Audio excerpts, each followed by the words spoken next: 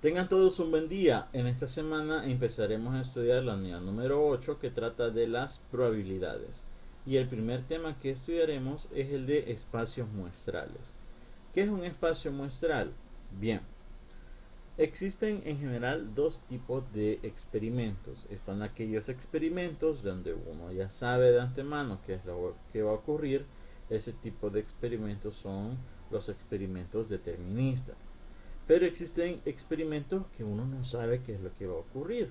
A ese tipo de experimentos se le llaman experimentos aleatorios. Por ejemplo, el experimento de lanzar una moneda al aire.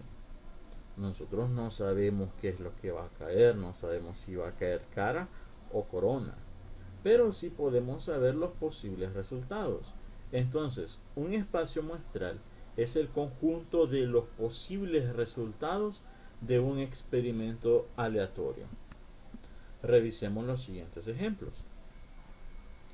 Dice el primer ejemplo: considere el experimento de lanzar dos monedas al aire. Escriba el espacio muestral. Cuando tenemos dos monedas, vamos a resolver el primer ejercicio. Cuando tenemos dos monedas, puede suceder que la primera moneda obtengamos cara y la segunda moneda corona. O bien lo contrario, que en la primera moneda obtengamos corona y en la segunda cara. O bien que en las dos monedas obtengamos cara o tengamos corona.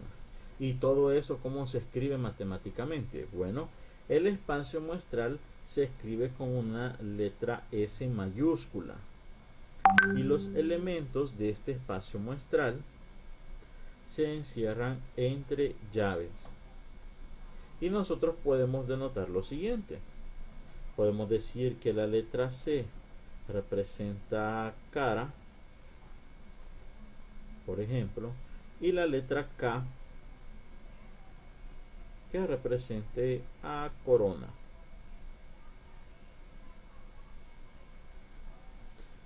Y entonces podemos tener los siguientes resultados. Que en la primera moneda obtengamos cara y en la segunda moneda obtengamos corona. O bien lo contrario, que obtengamos corona en la primera moneda y cara en la segunda. O bien que las dos monedas resulten ser cara o que las dos monedas resulten ser corona. Y estos serían los posibles resultados. Y este sería el espacio muestral para el primer ejercicio. Aquí en este tipo de ejercicios es de poder analizar bastante los posibles resultados. Esto requiere bastante análisis y bastante comprensión del contexto del problema. Así que les sugiero que no se dejen ir, que siempre analicen cada uno de los ejercicios, porque cada uno de ellos se puede resolver de una forma bien diferente.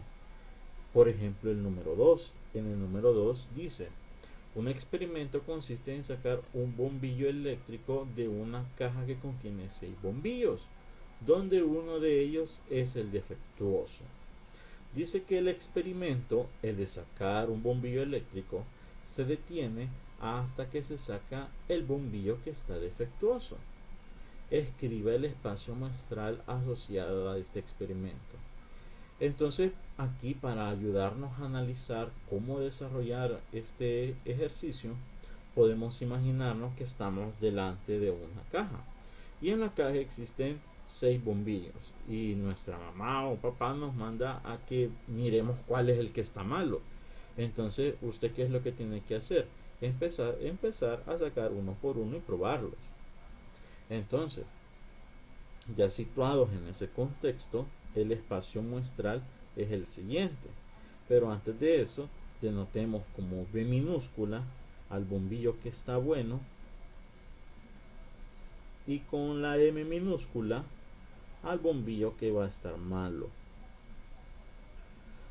Entonces usted en ese experimento o en eso que lo ha mandado a hacer, empieza a sacar los bombillos. Y un posible caso es el siguiente: que saque todos los 5 bombillos buenos primero, 1, 2, 3, 4, los 5 bombillos buenos, y que el último sea el malo.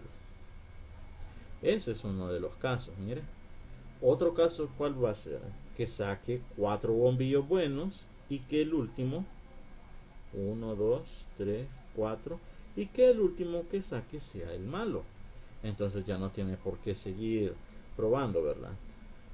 O puede suceder que solamente saque 3 bombillos buenos y al sacar el cuarto, bueno, ese sea el malo. O bien puede ocurrir que saque 2 bombillos buenos y el último sea el malo, el tercero. O bien puede ocurrir que el primero estaba bueno, pero el segundo que sacó era el malo. O bien, el último caso es el que tuvo usted suerte y a la primera sacó el bombillo malo. Entonces ya no tiene por qué seguir sacando bombillos porque ya sacó el que está malo. Y por tanto ahí termina el ejercicio. Este sería el espacio muestral. Ejercicio número 3. Dice, escribe el espacio muestral asociado al experimento de lanzar un dado al aire. Un dado, recuerden que es un cubo. Un cubo tiene 6 caras. Y en un dado esas están numeradas. Entonces en el ejercicio 3, el espacio muestral sería el siguiente. Si usted lanza un dado al aire, puede ocurrir que obtenga el número 1. O bien puede ocurrir que obtenga el número 2. O bien el 3. O bien el 4. El 5. O finalmente el 6. Y ya no existen otras posibilidades porque recuerden que un cubo, el número máximo de caras que tiene es 6. Entonces estos serían todos los posibles resultados. Veamos un ejemplo un poquito más elaborado. En este ejercicio vamos a estar tratando también con sucesos. Un suceso o un evento es cualquier subconjunto de un espacio muestral. Entonces aquí tenemos el experimento. Se tienen 6 cartas numeradas del 1 al 6 que están vueltas hacia abajo sobre una mesa. El experimento consiste en tomar 2 cartas y observar su suma. Y se tienen los siguientes sucesos. Dice que el suceso A es que la suma es impar. El suceso B es que la suma es mayor o igual a 6. C es que la suma es un número primo. D es que la suma sea un múltiplo de 3. Y E que la suma sea mayor a 12. Entonces tenemos que encontrar el espacio muestral para cada uno de los eventos que están acá. Resolvamos este ejercicio. Primero, aquí no nos están pidiendo el espacio muestral, pero siempre es necesario sacar el espacio muestral. Lo vamos a colocar de otro color. Entonces, el espacio muestral asociado al experimento de tomar 2 cartas y ver la suma sería el siguiente. Como están numeradas del 1 al 6, vamos a sacar primero eso. Si lo numeramos del 1 al 6, entonces tendríamos 1, 2, 3, 4, 5 y 6. Tenemos las cartas que están numeradas de esa forma. Entonces el espacio muestral sería el siguiente. Es igual. Veamos cuáles serían los posibles casos. Puede suceder que saquemos la carta con 1 y con el 2. Y al sumarlo, 1 más 2 me da como resultado 3. También está otro caso, que saquemos el 1 con el 3. En dado caso, la suma sería 4. Después sacamos el 1 con el 4. Ese es otro posible caso. En dado caso, la suma sería 5. Otro sería que saquemos el 1 con el 5 y la suma sería 6. Y finalmente también podemos sacar el 1 con el 6 y la suma sería 7. ¿Será que llegamos hasta ahí? No, porque ahora podemos sacar el 2 con el 3, pero el 2 más 3 es 5 y como el 5 ya está aquí en el conjunto no tengo por qué anotarlo. 2 con 4, la suma es 6, ya lo tenemos. 2 con 5 ya es 7, entonces eso ya está. Pero 2 con 6 es 8, ese no lo tenemos, lo anotamos. Otro sería 3 con 4, pero la suma es 7, eso ya está aquí. Vean que el caso de 3 con 2 es 5, ese ya está aquí anotado, y el de 3 con 1 que es 4 también. Entonces estamos aquí arreglando, haciendo parejas cada número con el siguiente. 3 con 4 ya está, era 7, 3 con 5 es 8 y 3 con 6 sería 9, ese no lo hemos anotado. 4 con 5 ya lo tenemos, eso es 9. 4 con 6 es 10, ese no está anotado. Y finalmente 5 con 6, ahí en ese caso la suma es 11 y ya no tenemos más casos. Esos serían todos los posibles casos. Ahora empezamos a resolver el ejercicio. El literal A. Digamos, esto que hemos sacado son los insumos, son los datos que nos está dando el ejercicio para poder resolverlo. Entonces veamos cómo se resuelve el literal A.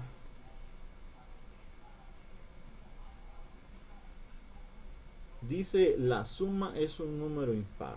Entonces aquí vamos a escribir A mayúscula, porque ese es el nombre del suceso, A mayúscula. Y veamos en qué casos la suma es un número impar. El 3, en 5, en 7, en 9 y en 11. En esos casos la suma es un número impar. Esos serían los elementos. 3, 5, 7, 9 y 11. Y con eso terminamos el literal A. Vamos con el literal B. El literal B dice que es A y D. Eso simbólicamente se representa como A intersectado con D. ¿Y qué significa A intersectado con D? D dice que la suma es un múltiplo de 3 y A que la suma es impar. Entonces la intersección es cuando ocurren estos eventos al mismo tiempo, es decir, que sea múltiplo de 3 y que sea impar. De esta lista de números donde está S, ¿cuáles cumplen con ser múltiplo de 3 y ser impares? Solamente el 3 y el 9. Esos dos números cumplen con ser impares y múltiplos de 3. Esa sería la respuesta, 3 y 9. Esa sería la solución del literal B. El literal C. Tenemos otra intersección, pero esta intersección es la de B intersectado con C.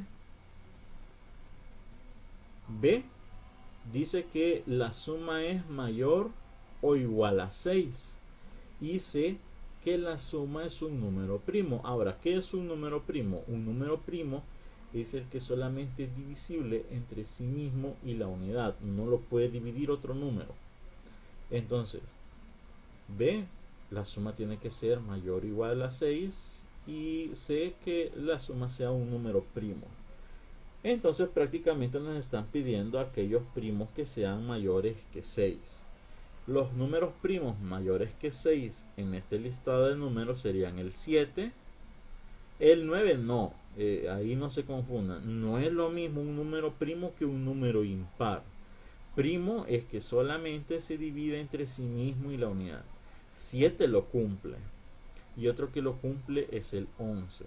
Entonces solamente 7 y 11 cumplen con esta condición. 7 y 11. Aquellos números que no sean primos se llaman compuestos El 9, aparte de dividirse entre sí mismo y la unidad, también lo divide otro número que es el 3. Entonces con eso ya no cumple ser un número primo. Entonces es un número compuesto. Veamos el literal D. Lo vamos a hacer aquí arriba. El literal D. Dice el evento E. Que la suma sea mayor a 12. Si se fijan, la mayor suma que nos dio es 11. No nos puede dar 12. Entonces quiere decir que el suceso E es un suceso imposible. Y eso se denota con conjunto vacío. Porque es un suceso imposible. La suma no puede ser mayor a 12. Porque la suma máxima en este caso es 11. Veamos el literal E. El literal E dice que es A contrario o el suceso complementario intersectado con C.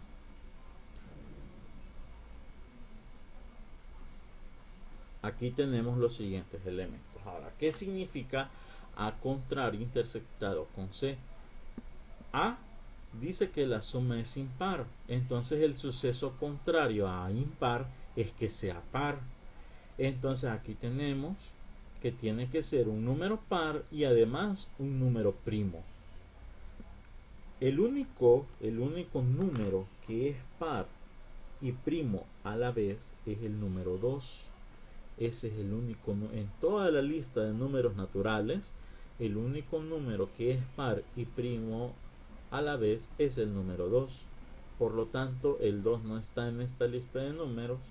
Entonces la respuesta es conjunto vacío. Esto es un suceso imposible. Veamos el literal F.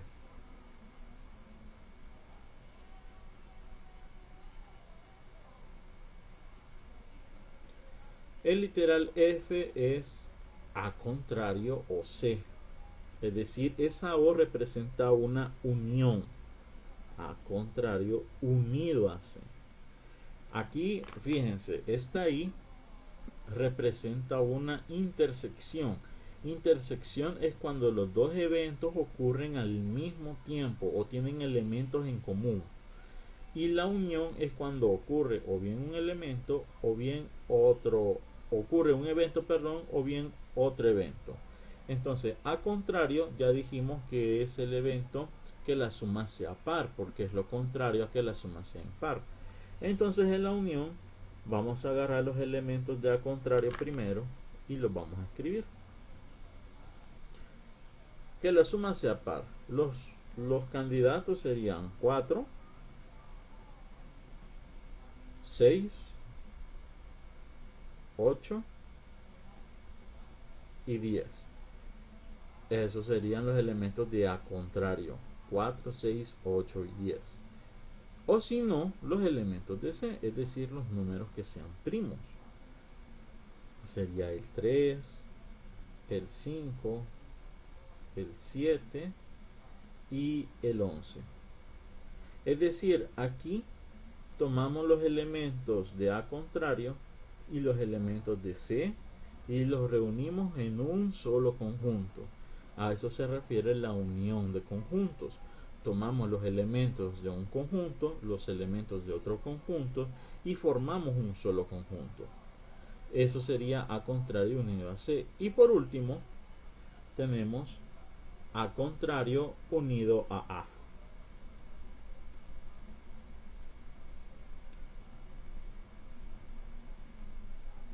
A. A contrario unido con A.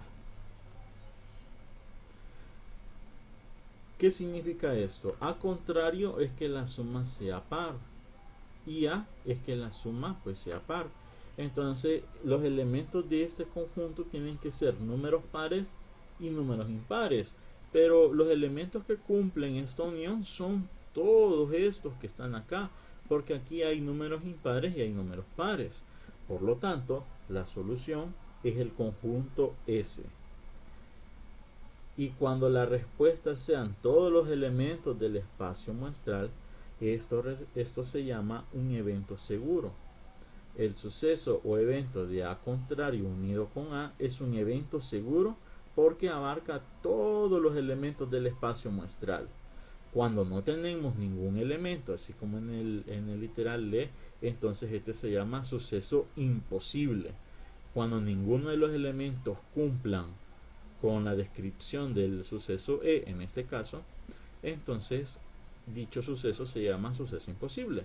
Pero en cambio, cuando todos los elementos cumplan, entonces tendríamos un suceso seguro. Y esto es todo con respecto a los espacios muestrales. En el siguiente video vamos a estudiar los axiomas de la probabilidad y en sí vamos a ver qué es la probabilidad.